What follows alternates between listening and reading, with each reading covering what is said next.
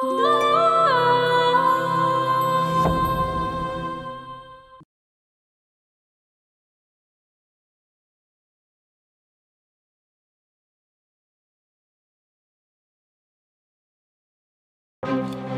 মামলা মোকদ্দমা বিচার আচার আমি চাই না, আমি আমার মারে ফেরত চাই। তুমি আমার এই গিলা হজম করতে পারবা না বুড়ি।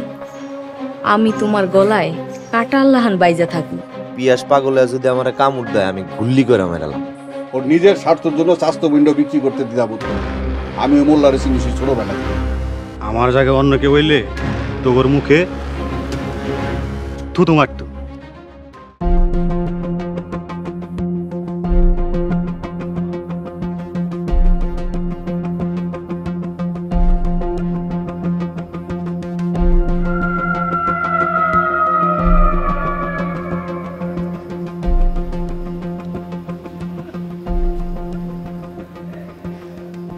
নানুমণি, আমার তোমার অতীতের সব কথা খুব জলদিই জানতে হবে।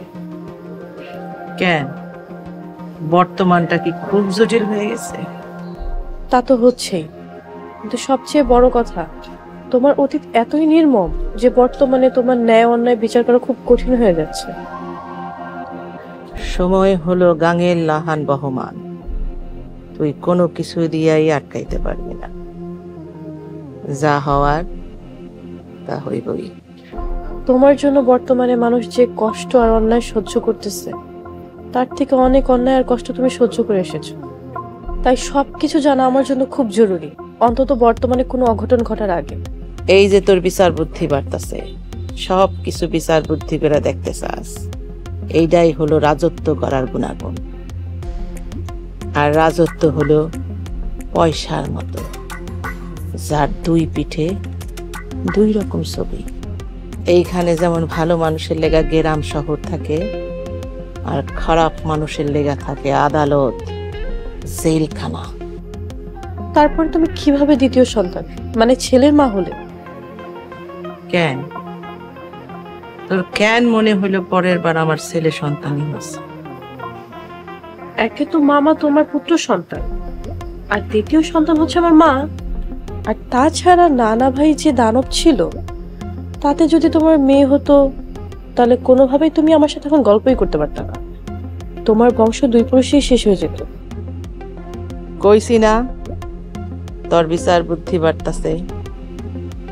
যাই হোক, পরের বার ডেলিভারির সময় দুইটা আজব ঘটনা ঘটছে। আমার শত নিষেধ করা সত্ত্বেও তোর নানা ভাই আমার ডেলিভারি করছে থানা স্বাস্থ্য কেন্দ্রে।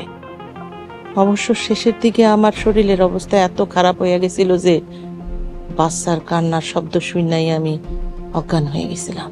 হয়তো নানা ভাই তার বংশ রক্ষার্থে কোনো রিস্ক নিতে চায়নি, এটা আমার কাছে কোনো আজব ঘটনা মনে হচ্ছে না। কিন্তু নানুমণি, দ্বিতীয় আজব ঘটনা কি? আমার যখন জ্ঞান ফিরল, আমি যখন চোখ মিনা দেখলাম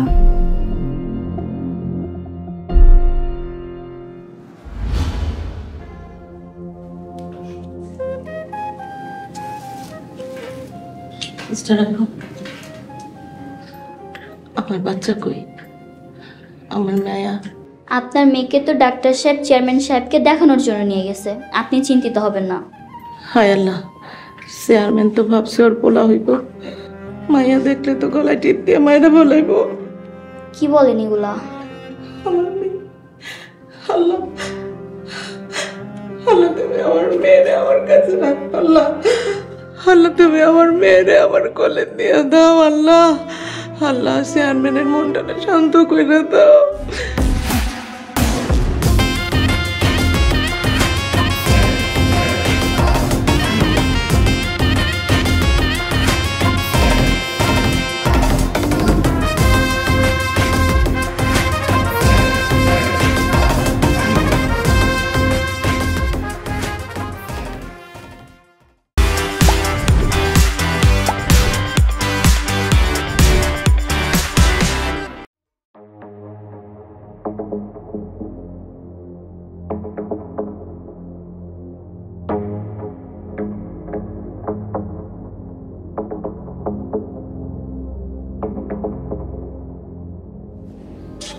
ডাক্তার চেয়ারম্যান সাহেব, এত দেরি করলেন যে আসতে?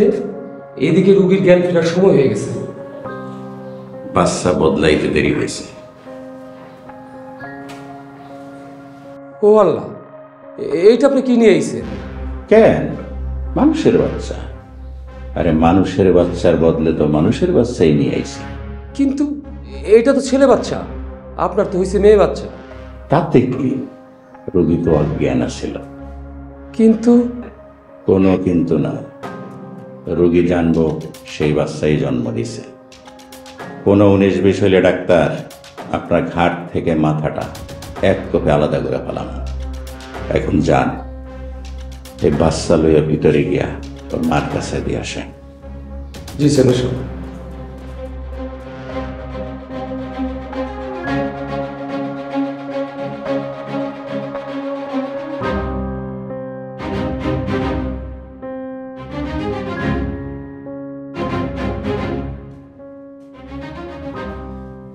এই নেন আপনার ছেলে। চেয়ারম্যান সাহেব ছেলে দেখে খুশিতে আত্মহারা, কিছুতেই কুল থেকে আনা যাচ্ছিল না। ছেলে? আমার তো মাইয়া হয়েছে। জি স্যার, ওনার তো মেয়েই হয়েছে। এই তুমি চুপ করো, বেয়াদবের মতন আমার মুখে কথা বলছো কেন? আপনার যে মেয়ে হয়েছে আপনি কি করে বুঝলেন? ডেলিভারির সময় তো আপনার জ্ঞান হারিয়ে ফেলেছিলেন। হ্যাঁ, কিন্তু জ্ঞান হারানোর আগে আমি 1 সেকেন্ডের মধ্যে মনে হয় দেখছি আমার মেয়ে হয়েছে। আপনি ভুল দেখেছেন, আপনার ছেলেই হয়েছে। চেয়ারম্যান সাহেব সারাক্ষণ বাইরে দাঁড়ানো ছিল, আরে ছেলে দেখে তো চেয়ারম্যান সাহেব অনেক খুশি। আলহামদুলিল্লাহ, আলহামদুলিল্লাহ।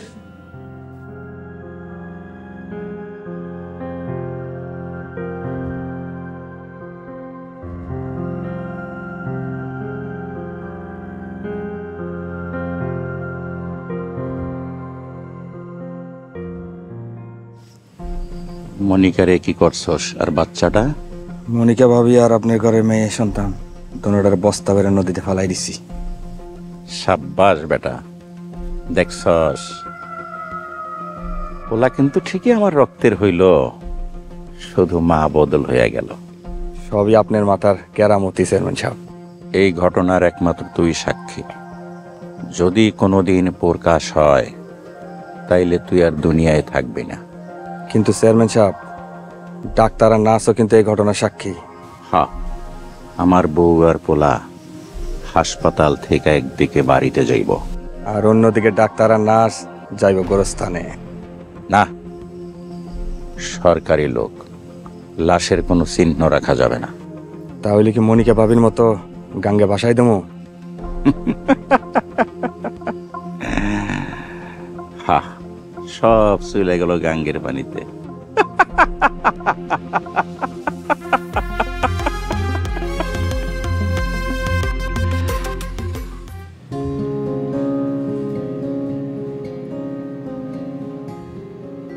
কে মামুনি? আমি কইছিলাম না তোর ভাই হইব। ও আব্বা, আমার একটা চান্দাল্লাহান ভাই হয়েছে। হ্যাঁ, আমার বংশের বাতি হইয়ে কেমন ঝলমল করতেছে।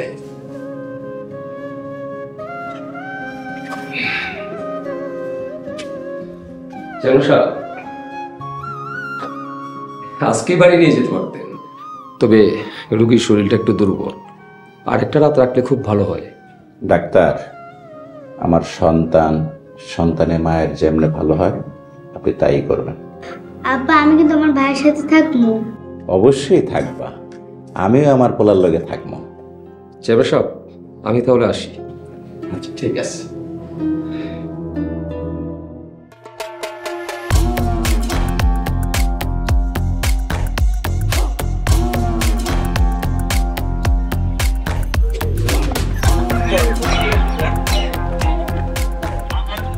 কি রে, এত তাড়াতাড়ি শ্বশুর বাড়ি থেকে চলে আইসস? আপা, নাজমুল ভাই কেমনে কি করলো, কইরা আমারে লয়ে আইলো। আমি তো ভাবছি তুই আরো কয়েকদিন জেলে থাকবি, জামাইয়ের আদর আপ্যায়ন খায়াবি। কি যে কর না আপা, আপনাকে ছাড়া আমার কোথাও ভালো লাগে না। এই হারামজাদা, কি কস? আমাকে তুই জেলে লয়ে যেতে চাস? আমি তো দেখতেছি তুই মরতে গেলেও আমার লগে করে লয়ে যাবি। আপা, টাকা পয়সা প্রায় সবই পাওয়া গেছে, তাহলে অল্প কিছু খরচ হয়েছে, বুঝেনি তো থানা পুলিশের ব্যাপার। আমি তো সব টাকার আশা ছেড়ে দিছিলাম, আর ক্লায়েন্টে কইছিলাম সব টাকা মাইর গেছে। তুমি তো মিয়া বাবুল্লাহ না কাইমা না। আপা নাজমুল ভাই কামের আছে, নাজমুল ভাইরে দিয়া অনেক কাম হইব। কই আমার তো কোনো কামই হইতাছে না। নাজমুল রে কইলাম আমার লগে পিরিত করতে, না কাম করতেছে না পিরিত করতেছে। ধুরো আপা যা কর না, আপনি হলেন আমার লিডার, আপনার দেখলি তোমার ডর করে, আপনার সাথে পিরিত হইব কেমন? এই চোখ দিয়া দেখলে ডর তো লাগবেই, পিরিতের চোখ দিয়ে দেখতে হইব। আপা আমিও পিরিতের চোখ দিয়ে দেখতেছি, পিরিতের চোখ কই পাবো? কি তুই পিরিতের চোখ দিয়ে আমার দিকে চাস? হারামজাদা। আস্তাগফিরুল্লাহ। আপনারা কেন দেখতে চাও? অন্য মায়ের লগে আর কি। নাজমুল, গোস্তের দোকানে যায় দুইটা ছাগলের মাথা কিনা লইবা। ছাগলের মাথা? ছাগলের মাথা দিয়ে কি করবেন আপা? দুইটা ছাগলের দুই জোড়া চোখ আইনা তোমরা দুইজন দুই চোখে লাগাইবা।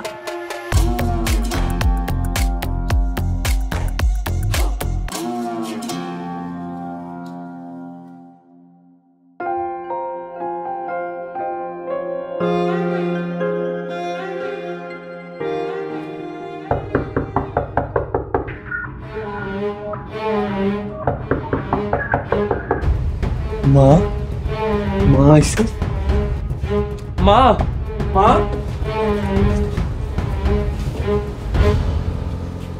ও তুমি? আমি তো ভাবছিলাম। কি করছিলে? এখনো ঘুম থেকে উঠি নাই। কাল সারা রাত মারে খুঁজে বেড়াইছি, সকালে এসে ঘুমাইছি। এমন করলে কি তোমার শরীর টিকবে? জীবনটাই তো ঠিকতাছে না জানুক। তুমি মনে হয় কিছুই খাওনি। আমি তোমার জন্য নাস্তা নিয়ে আসছি, আসো খাই।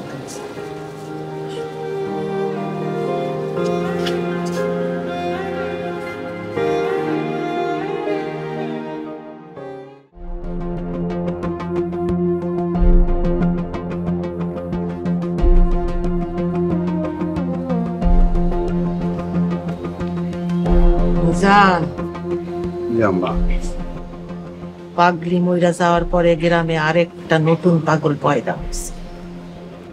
কি কোন আম্মা? কে পাগল হয়েছে?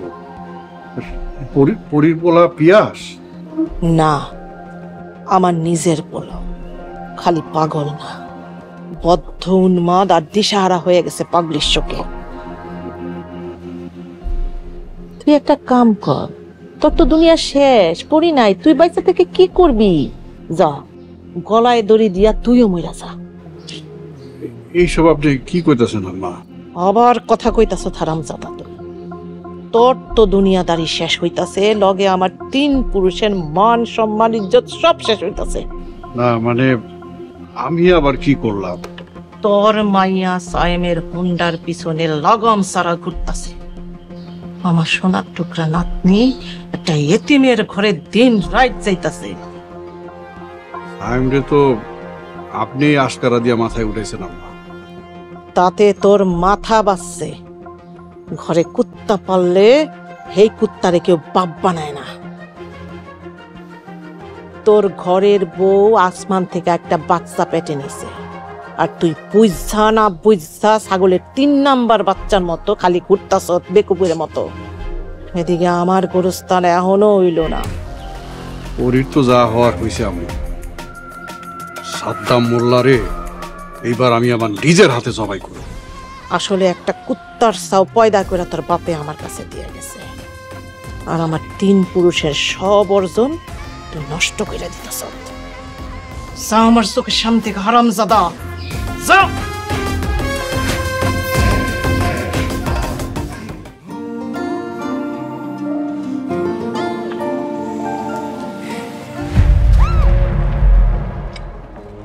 এত জোরে কেউ বের করে? পাগল নাকি? আরে পাগল না, আমার বাপ বুড়া মিয়া।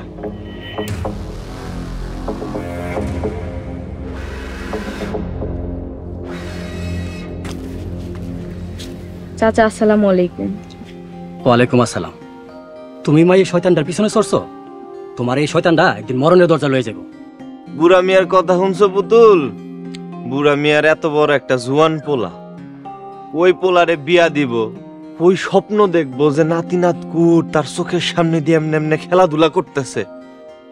হেডি না, বুড়া মিয়ার চোখে মুখে বাসে খালি মরণের ডর আর শয়তান। চুপ কর হারামজাদা, তুই যে চেয়ারম্যানের মায়ের লগে ঘুরস, চেয়ারম্যান দেখলে তোর কবরে নিয়ে বিয়া করাইবো। আরে চেয়ারম্যানের মায়ের অসুখ হয়েছে, তারে আমি কবিরাজের কাছে লয়ে যাইতাছি, চেয়ারম্যানের উপকার করতেছি, আর তোমার মতো বুড়া ভাবতাছে আমি চেয়ারম্যানের মায়ের লগে পীড়িত করতেছি। এটা কি হইলো? খস কি মা পুতুল, তোমার কি অসুখ হয়েছে? ইয়ে মানে চাচা, আরে ঘুমের মধ্যে আমারে খালি স্বপ্নে দেখে, শক্ত অসুখ, সারা রাত বলে আমারে দেয়, এর লিগে আমিও ওর স্বপ্নে দেখি, জোরা অসুখ। হারামজাদা, তুই নিজে মরবি আমারও মারবি, তাড়াতাড়ি বাড়িতে আয়।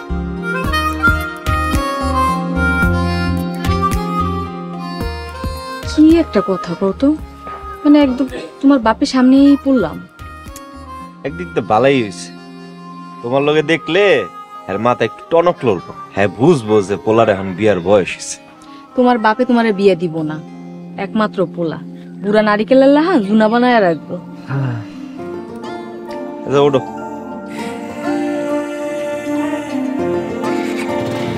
বুঝছো?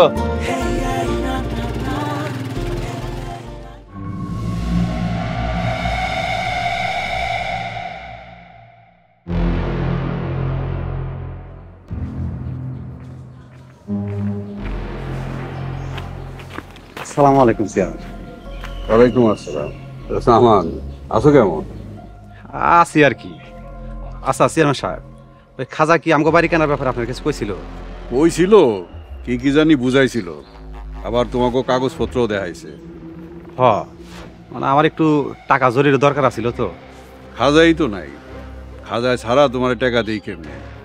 ওই হারামজাদা এখানে কোন আকাম কইরা কইয়া যে পলাইছে, আরে না পাইলে তো তোমাকে জমি কেনা বেচা কিছুই করতে পারো না। চেয়ারম্যান সাহেব, খাজারে আনার ব্যবস্থা করলে টাকার ব্যবস্থা হইব তো?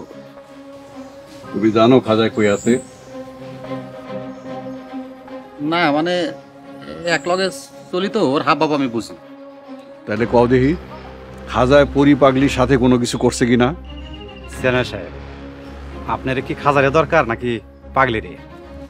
খাজারে পাইলে তুমি তোমার জমি বেচার টাকা পাইবা, আর যদি পরি পাগলির খোঁজ দিতে পারো টাকা পাইবা 2 গুণ। তাই নাকি? তাইলে আমি একবার চেষ্টা করে দেখি।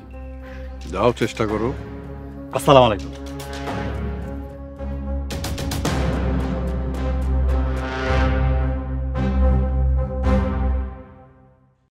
আমি নানুমণির সাথে খুব শক্তভাবেই কথা বলেছি।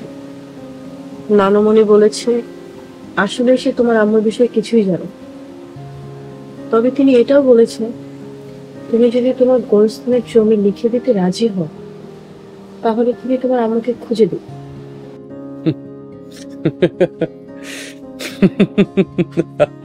তুমি হাসছো যে? এখন কি আম্মুকে খুঁজে পাওয়াটা আমাদের কাছে বেশি গুরুত্বপূর্ণ বিষয় না? আর তাছাড়া আম্মুর অভাবে তুমিও তো তিলে তিলে শেষ হয়ে যাচ্ছ।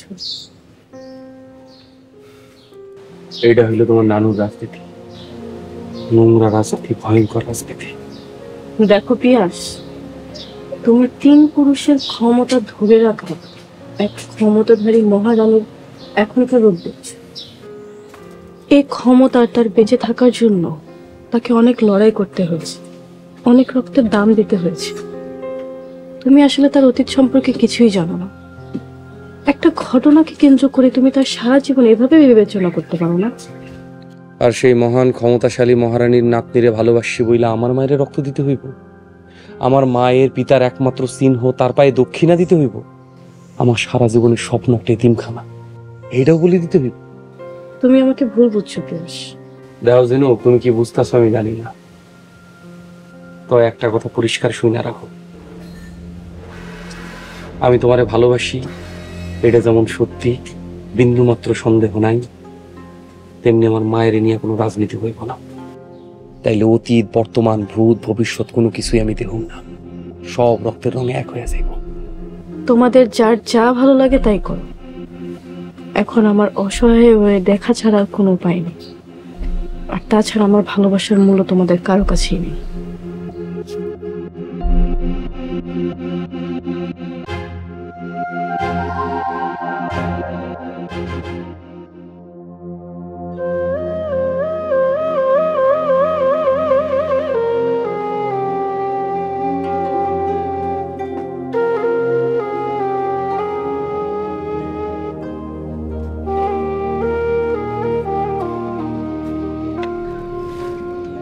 কি গো কি হয়েছে তোমার, কাঁদতেছো কেন? আজাইরা কথা কইতেছ কেন? কান্দুম কেন? কেন তোমার পিয়াস ভাইয়ের কষ্টে, হ্যার মামার অসুখে। আসলে তুমি কি কইতে চাও একটু খুইলা কও তো। তুমি কিন্তু আবারও ভুল কইতেছো। আমি তো কিছু কইতে চাই না, আমি জানতে চাই ওই পিয়াস মিয়ার লগে তোমার কি এর সম্পর্ক? হ্যাঁ লাগে কেন তোমার দরজা তো উতলায় পড়ে? পিয়াস ভাইয়ের লগে আমার কোনো সম্পর্ক নাই, আর পিয়াস ভাই এই গ্যারামেরও কেউ না। কিন্তু পরীক্ষালা আমাকে মায়ের মতো, হ্যারে পাইতেছি না, এটার লেগে আমার মনে অনেক কষ্ট পাইতেছে। তোমার পেটের মধ্যে যে আমার সন্তান, তোমার কষ্টের ভাগ তো সেও নিতেছে। আর একটা বাইরের মানুষের লেগে আমি তো আমার সন্তানের ক্ষতি হতে দিতে পারি। তোমার সে আমার সন্তানের প্রতি আমার মায়া বেশি। ভুল্লা যায়ও না, এই সন্তানটারে তুমি একদিন বিক্রি করে দিছিলা।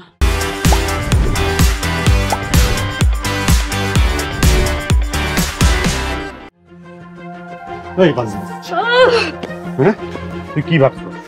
তোর গ্রামে আইসি বলে যা ইচ্ছা তাই করবি, যা খুশি তাই করবি? হ্যাঁ ওই পিয়াস মিয়ার লগে তোর কি যত পিরিত, তার লগে তোর দরদা দুটলে পারে কেন? ওই তোর পেটে যে সন্তান আছে এটা আমার তো, নাকি তোর আর ওই পিয়াস মিয়ার ফষ্টি নষ্টির ফসল এটা? হ্যাঁ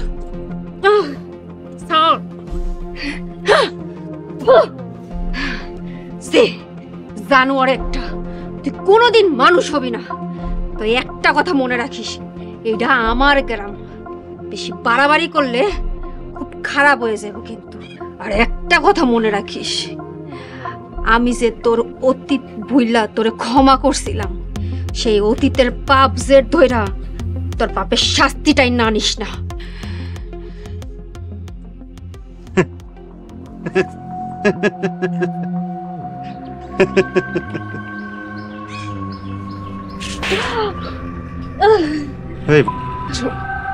তুই কি মনে করছিস তুই আর ওই তোর গ্রামবাসী মিলা আমার মতো জামানের একটা কসম ছিঁড়ে দেখিস?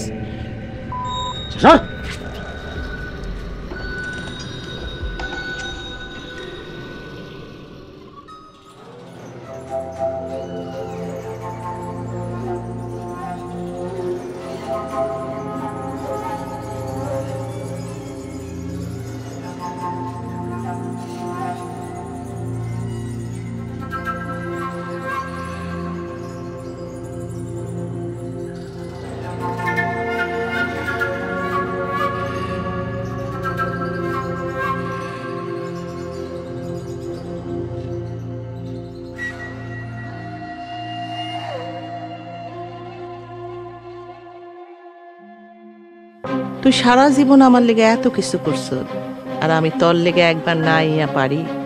বুড়ির কোমর তোমার কোমরের চাইতেও শক্ত। বুড়ি আগে সবাইরে মারবো, তারপর নিজে নিব। তোর বাপে সন্দেহ করে তোর ভাই আবার গোপনে সংসার পাতলো কিনা।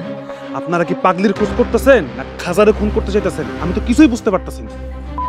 খাইছি পিয়াস, আমি কাল বৈশাখী ঝড়, আমি নিজেই নিজের পর, কেউ ছুঁয়ো মায়ামায় ভেঙে যাবে সুখের ঘর। আমি মরে গেলেও খোদা কাদার কেউ নাই। আহারে আহারে জীবন, বেঁচে থেকেও বলতে